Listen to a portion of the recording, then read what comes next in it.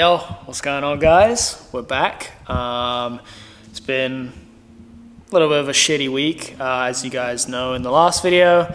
Had a whole bunch of stuff going on with me and just not been able to come over here and do anything. But glad to say things are looking up right now. Got a lot more positives, and I am back over at the shop, which means one thing. The excursion is back. Thankfully. I know I said I thought it was an ICP sensor. It actually turned out to be a fuel pump.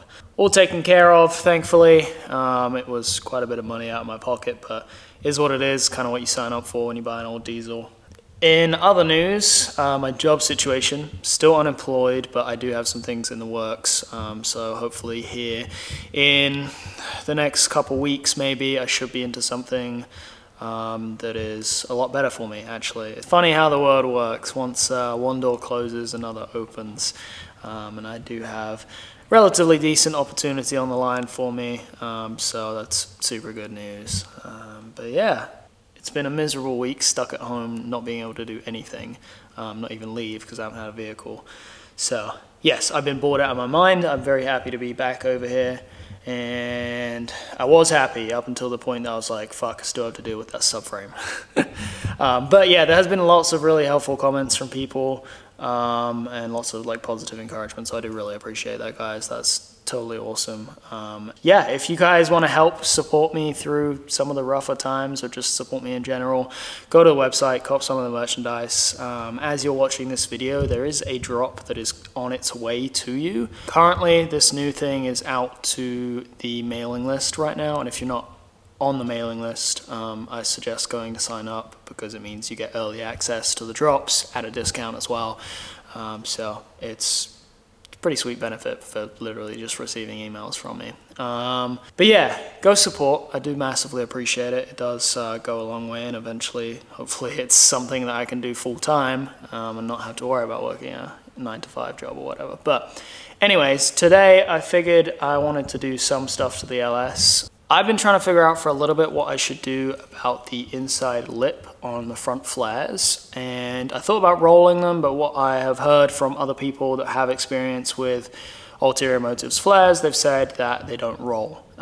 So people have suggested using a flap disc on a grinder to basically shave it, and I think that's what I'm going to do today. So the intent would be that I can basically get the fitment a little bit tighter, not have that lip and worry about it like catching the tire ever, but also make sure that it's, you know, clean and smooth and it's still, you know, structurally it's strong, because I don't want any kind of weak spots. I don't want to crack bodywork, any of that stuff. So anyways, oh yeah, Ari's back over here too. She's been so excited to have a ride in the truck again, haven't you, baby girl?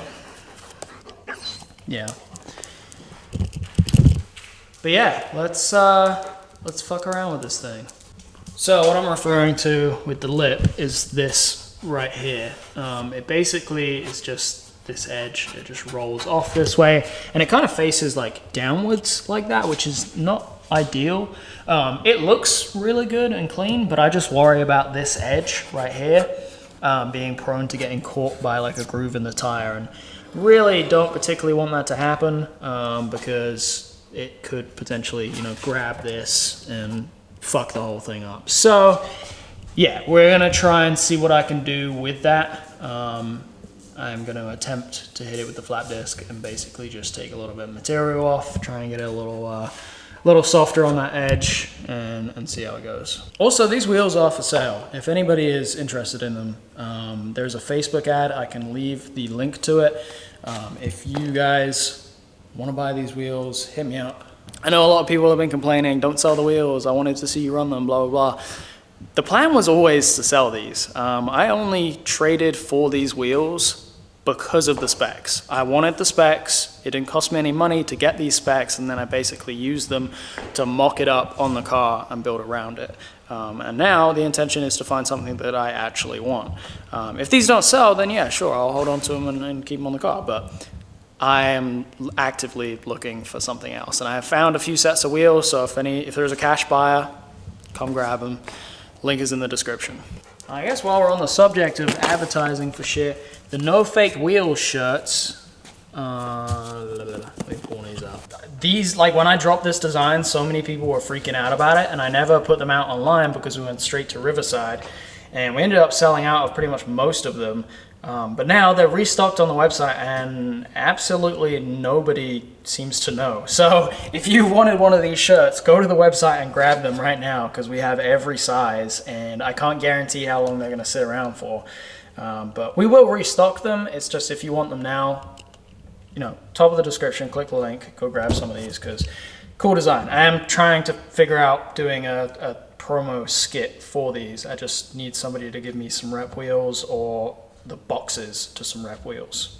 Okay, flat disc. I don't really know what grit to get, but this is 36 grit because it seems like it's the most aggressive. Let's give it a shot, see what this does.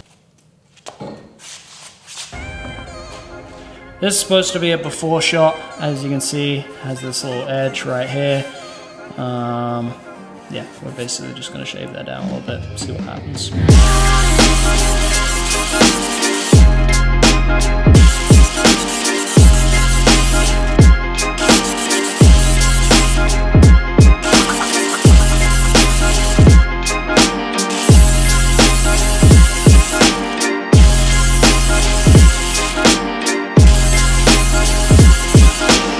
I don't know how well you can see this on camera, but there is not a whole lot of material left in the middle. As it comes down to about here, starts to come out to where it usually was, which is fine. I want to keep those bits there for strength, and visually it looks a little better if it's just kind of thicker along those outside edges. But yeah, at the top it's pretty damn thin right now. It's not completely flush. I don't know if I want it to be completely flush, but I think where it's at right now is probably going to be pretty good. I feel like right here might be a little bit thinner than this side, so maybe I'll take a little bit off here, but yeah, we'll put the wheel back on and see what it looks like.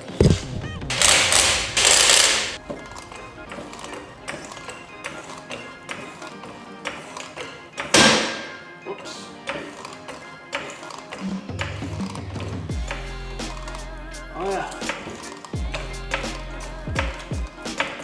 That definitely looks like I cleared up a decent amount of space up in the top right there.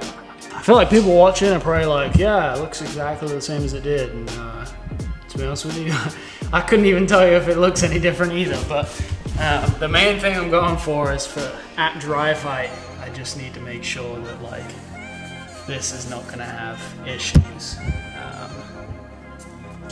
Dog. It is actually, it looks like it's hitting, but it is actually not making contact on that. That's ridiculous. Like right there, golden, no issues. Back the other way.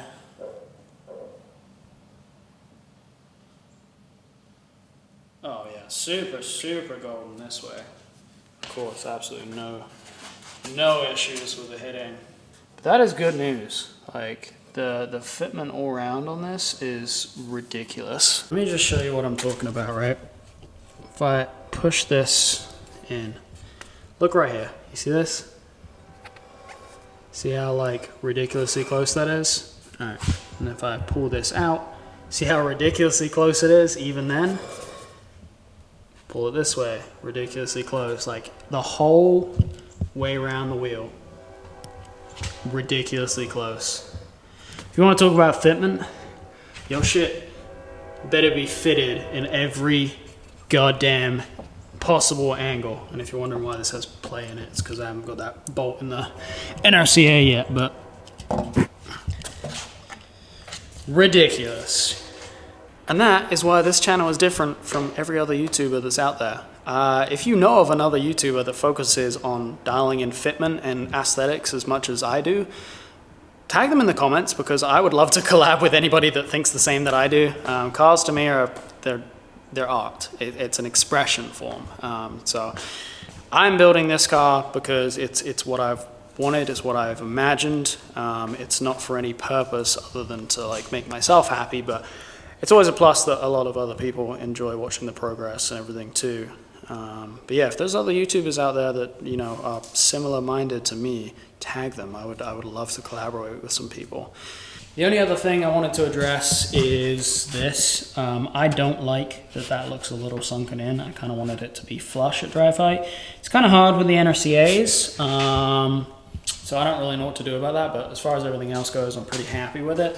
And like for this being my intended low drive height, my like regular drive height might be a little bit higher than that, but as you can see right here, the tire is just barely below the bumper, so it's probably going to be like 10, 15, maybe 20 mil off the ground at this height, which is awesome. But if there is any companies out there that are into developing air suspension that rides like it's static, please hit me up. I'd love to work with someone. My intention is that I want to have the best of both worlds. I want to figure out a way that the car can lay out entirely on the ground, have a stupidly low drive height without compromise.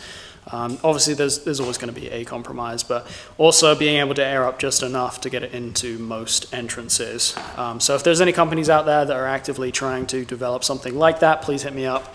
Or if anybody's aware of any companies, send them my way. I know a lot of people will tell me, hey, why don't you do air cups? The reason I won't do air cups is because it is a coilover spring. It is completely static. You set the height that the car is going to be at. That's the height that you drive it at. That's the height that you do everything at. It only has cups to air up for an entrance. You cannot drive on the cups because it will break them. They're not designed to be driven on. So it's literally, you have the set height. When you come to an entrance that you can't get in, you hit the button, it airs it up, and then as soon as you're past that entrance, you have to air it back down. They will break if you drive on them.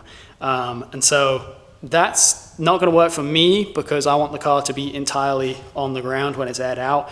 And if its set height is entirely on the ground, it's not going to be usable at all. So cups kind of out the window for me. I have thought about it a lot and maybe just sacrificing not having the car completely on the ground, but it's not what I'm going for. I really, really want this thing to have like the best of both worlds. On the ground, really, really good looking drive height, and then just enough lift to get it in places. I mean, realistically, like my day-to-day drive height is probably gonna be more like that. And that's still not bad looking, but like the fitment from the edge of the fender here to where that is just too sunken in, and it's gonna drive me nuts. All right, let's get real close on this.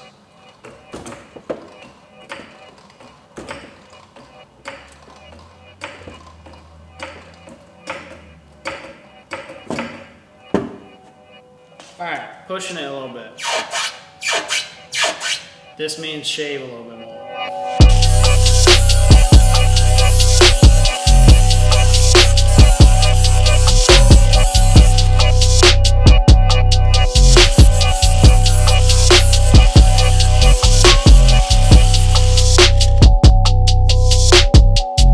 All right, so I'm gonna try pulling some of the camber out. Not gonna adjust it too much. We'll maybe do like 5 turns on each side and just see what it does.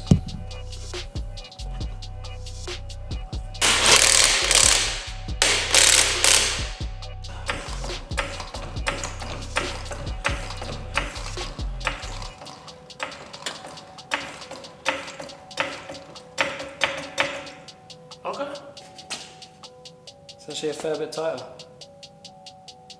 I think the wheel's perfectly straight. Drive height looks slightly better. Still has the same issue where it's not, you know, completely flush or anything. But I think it's gonna be pretty difficult for me to get it exactly flush. But there you go. Add out. Let's see. Stupid tight. What do we think? Pretty solid. Yeah, it's not bad. I wish it would be at the top, but I know it's not going to do that because it's tucking here and here, not just the top. So it'd be impossible for it to just be, you know, super, super tight at the top. But I can definitely fuck with that. That's a slight improvement over what it was. Definitely think it looks fucking fantastic, of course. I can get down with that. It's my favorite thing. Look at the angle of the roof line. and the camber. Like from there, yeah, maybe it doesn't match up, but boom. You go right there, it looks like it's the exact same angle, and my fucking OCD is in love with that. All right, let's pull out the old camber app and see where we're at. No, this is not a real camber app. It is literally the measure app on every iPhone. If you just go to the level, you can see your camber. Still says 14.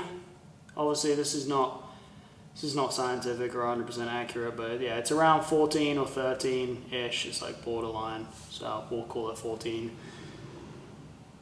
Wanted to have a little bit less than that, but I mean, it'll kind of depend on where I go with the wheels next. So new setup could have slightly less camber.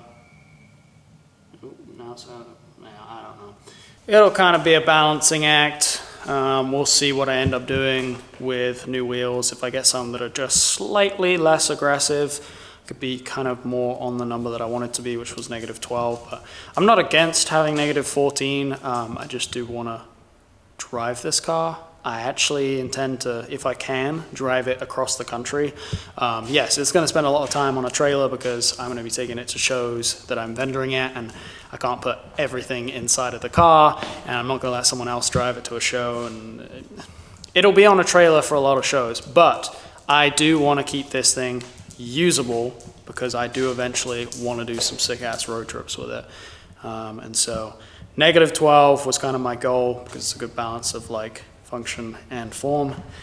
Everybody's going to say, no, there's no function in that. I get it. But 14's okay. We'll kind of just see how it is once it's down on the ground and driving and putting some test miles on it. But pretty content with where that's at right now. I feel like these videos end up being super repetitive. Like each week I come in here and I'm just cutting, shaving, hammering, dialing it in further, and it's like the same process over and over again. But that's kind of what goes into this. Like, I'm sorry, I'm not TJ Hunt. I'm not showing you a new car every week or, you know, a new wide body kit, or, you know, I don't have a state-of-the-art facility where I can lift everything up and, you know, do every job in a matter of 2 days, if that. So yeah, this takes a while and it's a lot of back and forth, and I apologize if it's boring to watch, but I promise you the end goal, which is in sight, will be worth it. And, you know, seeing stuff like this is a really, really good tease for me to just know where it's going to be at when it's done. I promise we are going to take care of the subframe really, really soon. Right now, I'm actually waiting for the bolts to come in. I was having a hard time finding them. Thankfully, somebody came through on the comments and sent me the part number. So I have those ordered, they're on the way, hopefully they'll be in soon, and then I'll have to go get a tap and die kit or whatever to tap in new threads on the studs. I'm still not 100% sure if I need to or not, but I don't want to drop the subframe just yet until I know, so we'll see. Once I get the bolts in, I think what I'm going to do, just because the subframe is basically all of the way in there already, if the bolts will go in and they will thread in, then that's what's happening. They are getting threaded in and they're staying the fuck on there. If not, I will be dropping the subframe again and having to tap out those threads and hopefully not have to deal with too big of a headache getting it back in there. But yeah, I just be really happy to have that just done and out of the way. Like a lot of stuff that I need to do to the car still is in the rear end, and I can't touch it until that subframe is back in there and set. Anyways, guys, I think I'm going to end off the video here.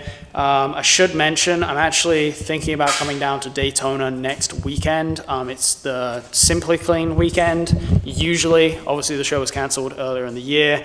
But quite a few people are still going down there to just spend the weekend cruising around Daytona and doing whatever. Because I'm unemployed and I don't know when I'm guaranteed to have income again, I'm thinking about going down there to book some shoots. So if you're thinking about being in Daytona or you're going to be in Daytona next weekend, hit me up, book a shoot. I'd really appreciate it. I'm going to try and send it down there. Obviously, I'm not going to do it if I don't get any interest on shoots, but it would be nice to go down there. I can get some content. I can make a little bit of money off of some shoots to just keep me going for a little bit. Because right now I have nothing. The season's over.